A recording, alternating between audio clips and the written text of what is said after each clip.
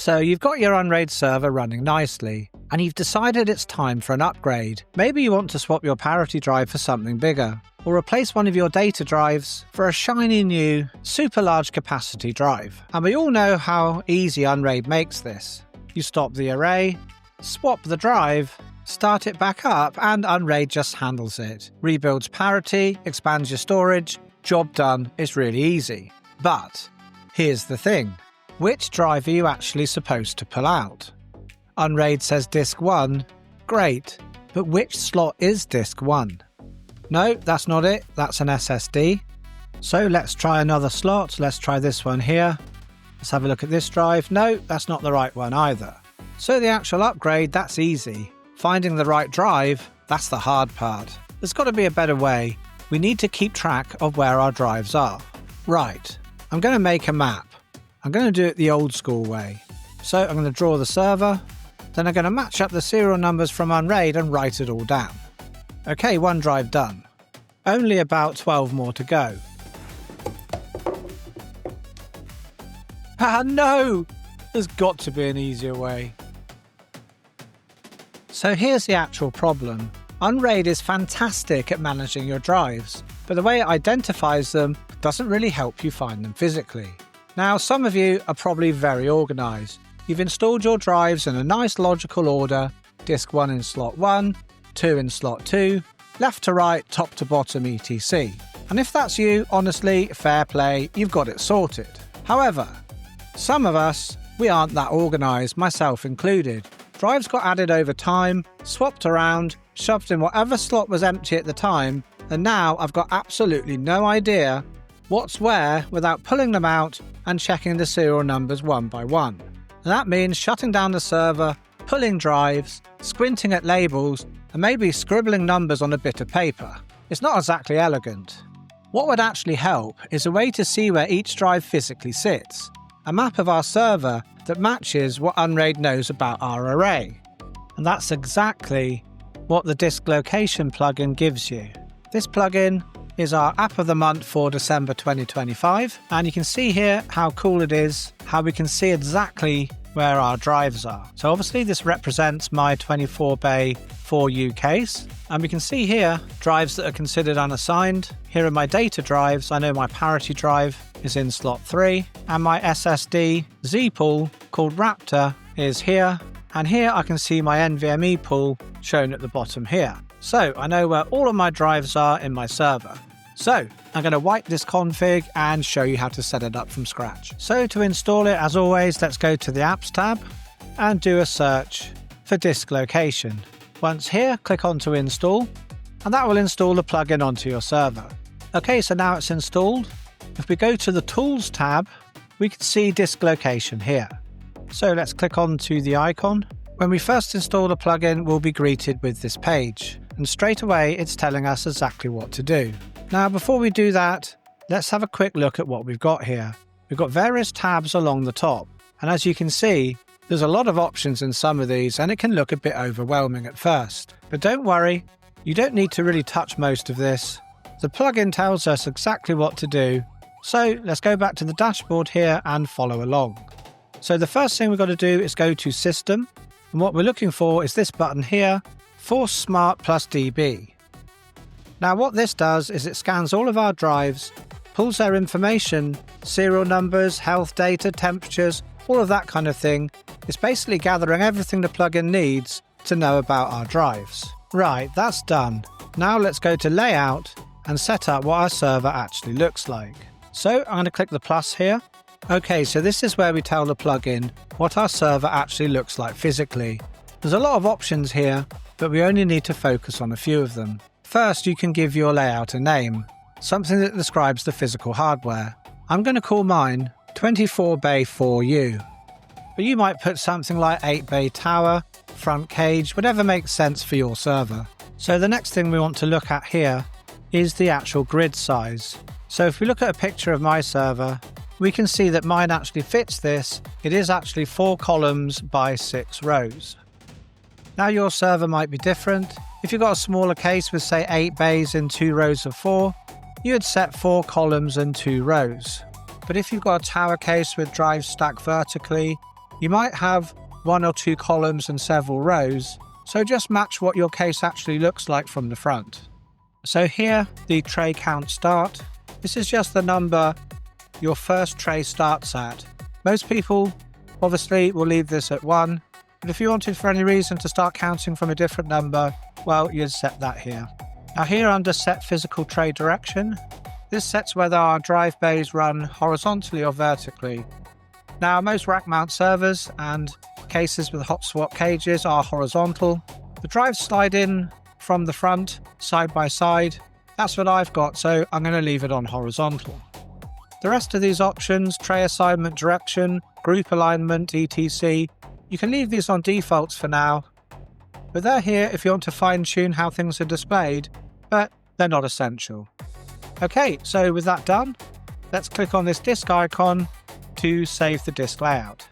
Now for those of you who have multiple drive cages, say a front cage and a rear cage, or an expansion unit, you can click on this plus button here to add another group. But for most people with a single set of bays, one group is all you need. However, I'm going to actually add another group myself, just for my NVMe drives that are in the server. Because they don't actually sit inside the drive bays, they're connected internally on the motherboard. I'm just going to set that and I'm going to just call it NVMe. And for this, I'm going to have 3 columns and 1 row, as I have 3 NVMe's on my motherboard. Okay, so I'm going to save this one as well. Right, now let's move on to clicking on to tray allocations. This is where we actually assign our drives to the slots, which we can see here that we just set up. Now, if I scroll down here, I can't actually see all of my drives in the server, and there's a very good reason for this. If I go back to the main page on the Unraid server tab, we can see here that my drives are all spun down. So especially with the mechanical drives, they're not going to actually show up when we query them for their smart data. So what we need to do is just make sure that all of the drives are actually spun up. So I'm clicking on spin up now, and here we can see now all of the drives are spun up. So now I'm going to go back to system, and again I'm going to run for SMART+DB. So this time it looks like it's caught all of my drives. So now let's go to tray allocations. Right, so now all of my drives are showing up. You can see device model, serial number, capacity, and whether it's an SSD or regular hard drive. So we've got all of the information that the plugin pulled in. So now we need to assign each one of these drives to its physical location. Now the good thing is we don't actually have to remove the drives from the server. We have a button here called locate. So let's have a look at what my server case is looking like at the moment. And so now I'm going to press the locate button on this Samsung drive at the top here. And now I can see what slot it's in. That's the blinking LED. It shows whatever slot the drive's in, the locate button will flash the LED on and off. So here I can see it's in the first column and the second row. So let's scroll up, and here, first column and the second row, we can see here that's disk number 2. So what I'm going to do now is scroll back down here, click onto group, and that's my 24 bay 4U, and tray is number 2. So we could just stop it flashing now, but it would have done that anyway when we clicked on to save. So now we can see that first drive is in our map in the correct slot. So one down, let's do another. Let's do this Toshiba drive here. Okay, so that's column 3 at the bottom. So let's scroll up and have a look where that is on our map. Okay, there it is, and that's disk 18. So let's scroll back down and let's pop that details in here. Again, it's going to be the 24 bay 4U, and from the drop down, obviously disk 18. Let's save it, and now we can see we've got 2 disks in our map.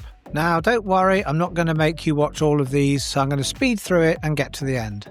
Okay, for this last one, we're going to do something extra. So first let's add it to 24 bay 4U and the drive number it is. But you'll notice we can also add a manufactured, purchased and warranty dates along with a comment. However, if we try and do that from here, we can't actually do it. And that's because it writes these pieces of information into the actual Unraid configuration for the drive. So to do that, we need to go up to the configuration here.